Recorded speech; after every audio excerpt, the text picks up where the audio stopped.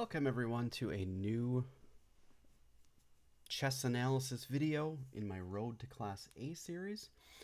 Thank you all for following along. I know it's been a while since I've been in front of you, but this will be game number 14, I believe, and in the series, but this is game number 1 of the Waukesha Memorial Tournament back in February. So yeah, I'm a little bit behind with content, so hopefully I can get caught up for you guys. I've been really busy this spring with soccer coaching for both my kids, and work has had a lot of projects, so life has just kind of got in the way of me being able to be in front of you guys for content. But I have still been improving and going to the chess club. So my chess improvement is still something that I've been able to keep track on, but the content creation fell off. But we're going to get back at it. So thank you all for watching, and let's get into this game. My opponent is Connor Schoen. He is, I think, an older teenager, I believe, and I met him in round 1. He is 1202 at the time of this game, and I'm 1656. So I do have a little bit of a rating increase on him. But I really try my best not to think about that, because it can get in your head and you can think you can be overconfident. So I'm really just trying to get to the board and play good chess. So the idea was I started playing the Ready by Nate Solon. He had a course, one of the 100 rep courses, and it's a very good course. And in the beginning of the year, I decided that I was going to try my hand at the hypermodern approach. So I took on the Ready, and I took on the Counter Blow, Perk, and King's Indian Defense by Robert Ramirez. Both are fantastic courses. Both of those authors have really great communication with their people. They're very responsive to questions and things like that, and they do update the courses very quickly. And they both also are going through speed runs using their course, which is really nice. So you can go to YouTube and see how to play the course, and they talk about it during stream and stuff like that, which is really awesome. Nate is doing that not for this particular Ready course, but he's doing it for his new Nimzovich Sicilian course. Both are it's a 100 rep, so it's probably really decent. So you kind of get a condensed version of an opening rep, which is really nice. So let's get into the game. So I'm playing the normal moves that I believe that I've learned from the opening, and the idea whenever they play knight to c6 is that they want to play e5. So you want to try to stop that right away, which is in this fashion. Now, one thing that I've noticed that is possible is this particular move, and then you can go like this, and it kind of kicks the knight back. So that's a variation in the course that I had seen. I did not have it in my analysis here, but this seeing it a second time, I do remember this. And black gets this really nice strong center, and at the expense of a little bit of extra development by white. So we would obviously castle here and then kind of continue on, and immediately, so I think the move here is to immediately attack the center. So that way we're going after this, because if they take, we get this wonderful move. You can see that, which is really cool. But if they don't take, you automatically get to fight for the center right away. So that's a nice line. That didn't happen in the game. He played bishop to g4, which is, the engine thinks that's a dubious move. I'm not exactly sure. Probably because you can easily kind of kick it away. It thinks that you should probably play e6, being the better move. But we get a position similar to this type of scenario. And I kind of saw this stuff during the game too, because most of it's covered in Nate's course. But he played this, and I'm expecting him to take the knight off. That's the whole reason why you would play this. So I castle, he takes the knight, and I take back with the bishop, and then we get this wonderful position here. Right now, the evaluation shows that it is slightly advantage to white, but it doesn't really matter much. So he took the pawn. Um, I thought that he might kind of leave it there and just kind of solidify his position. If he takes, he gets to develop for free, kind of come here. But he didn't want to do that. He took, which is fine. I expected e6, so I immediately attack the center with c4. He takes, and I get to develop a piece. It says this is a dubious move. I had a better move, apparently, which was bishop takes d5. So if you have a chance to take a central pawn, it's probably a good idea to do so. So I didn't see that or even really consider it during the game, I don't believe, which is a problem that I need to solve because it's just not really all that good to miss a move like that. And this is move number 7, and I didn't really think very long on this move. I just took knight c3 with barely thinking at all. So yeah, kind of unfortunate. So yeah, taking with the bishop would have been much better. Then it also gives you a chance to come back here. So okay, so we took, he pushes forward, and we get another and in this point I'm trying to figure out what is the best way to proceed in the position. So I've got most of my pieces developed. I still got to develop this guy. Black has not developed his whole king side.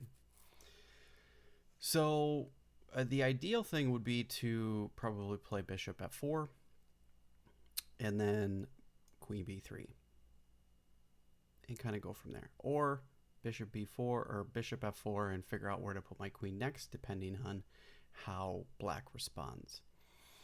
The reason I didn't do that is because if you do play this right away, he can just play here, and that's no good. So it's kind of like a wasted tempo. So we have to be a little bit cautious on where we put our pieces. So developing that bishop I decided had to kind of be delayed. So I played queen b3 first. My opponent also played queen b6 to challenge my queen, and I said, okay, well, it's time to try to force him to trade. Now, that's a mistake. It doesn't really like that. It thinks that I should trade first and allow him to get the open file for the rook. And to me, positionally, I just didn't want to do that. But looking at it now, I think that's obviously a better way to go than the way I did. I played here and took here. And now he has a decent game. And I should have probably not played this way because now he has the advantage. I did not play this opening very well whatsoever. So I'm actually at a disadvantage. I'm not doing very well. And, you know, I thought that he would play a6 here, which actually is the best move. It just stops me from coming in. And now I know that this is good, but now I've got two pieces on a6 or a7. But he decided to play here, and I picked up the pawn. Now, it's not really all that awesome because I have doubled pawns here, so I get my pawn back, but these are kind of a weakness right now, so I have to handle this situation. He still has yet to get castled, so he's working on that. I get my bishop back to safety so I can keep the bishop pair, and he finishes his development. And here I had trouble trying to find a move that works best. E4 is best. That's what the engine shows. I've already analyzed this game a long time ago.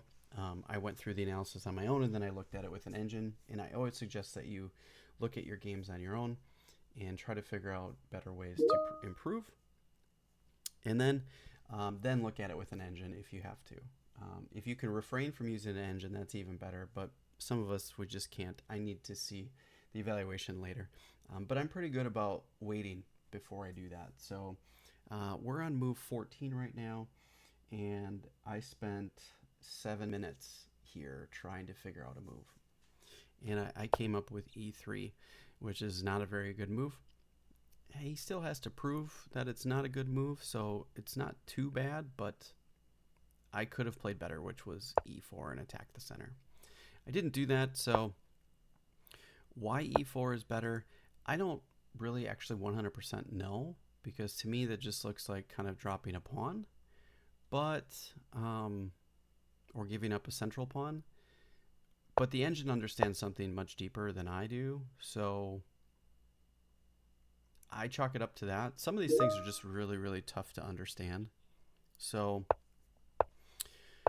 this would be the line, and some of these lines are just so long, and then trying to understand what they mean and how they work is really quite challenging. So I don't put a lot of effort in trying to understand some of these moves. If it's very blatant and there's a huge evaluation shift, I will spend time there.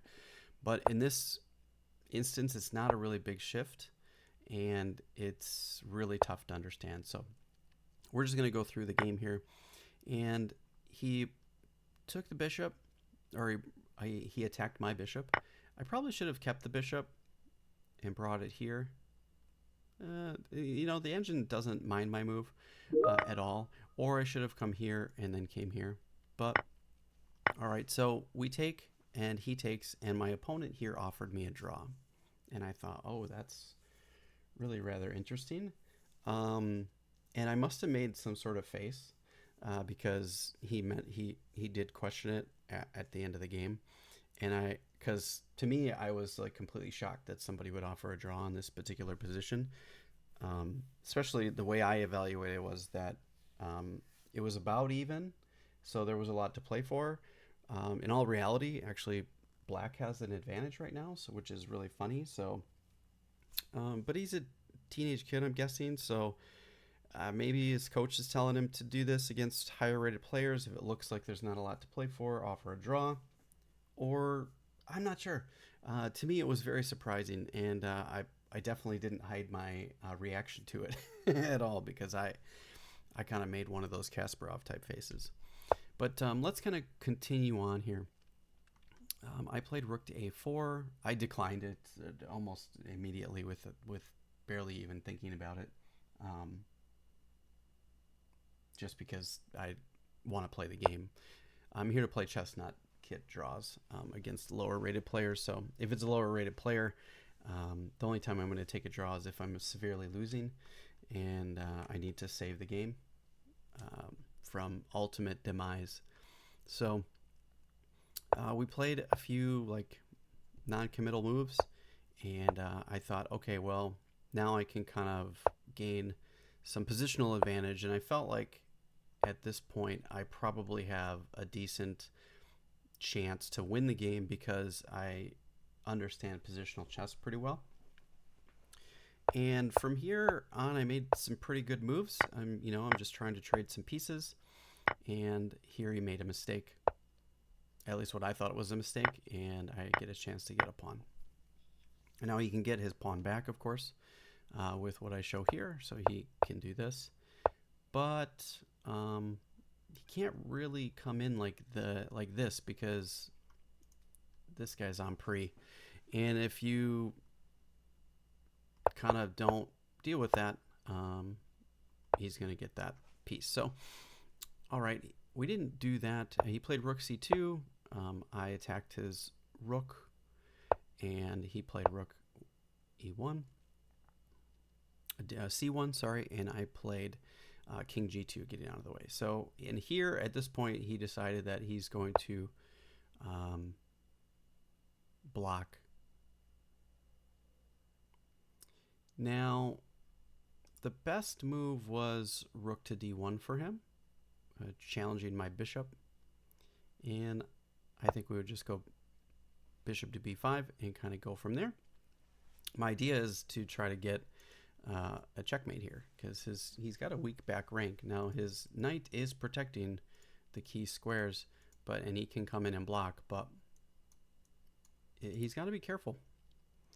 So he played knight f8 and I played b4. I'm going to start getting my pawns rolling, and he played king h7, and this was a major blunder because now at this point the game is pretty much over. I'm +4 at this point because he let me get this pawn, and it will be tough to follow the rest. So we'll kind of buzz through the rest of the game. Doesn't really matter at this point. It's just a matter of kind of going through the motions. And I just kind of increase my advantage. Now I did kind of take a concession here. I didn't play this extremely the most accurate way, but I did kind of get into a rook and pawn endgame, and I didn't play it the best way. I gave him his advantage back by playing this move, and he got my pawn, but I got one of his central pawns, and now he made a final blunder. And at this point, it's just kind of going through and trying to trade off the rooks, and I just kept hanging on to my pieces, and at this point, he resigned. So thanks for watching, everyone. If you enjoyed that game, please leave me a like. It does help me out. We will go through more of my games as we kind of go through the process. I did record all of these games without my mic on, so I'm really frustrated about that. So I have to re-record all of them. I've gone through all of this content creation already, so I'm a little frustrated about it. So if I feel like I'm kind of rushing through these, that's why. So the next few games are going to probably feel a little bit rushed because I just want to get them done again, because I spent 3 or 4 hours working on all of this and then it was all for nothing. So I apologize for that. So I do want to get content in front of you guys. I do want to give you guys the games. I feel like I kind of owe you guys that as people who support what I'm doing here. So thanks for watching, everyone, and I'll catch you guys in the next episode.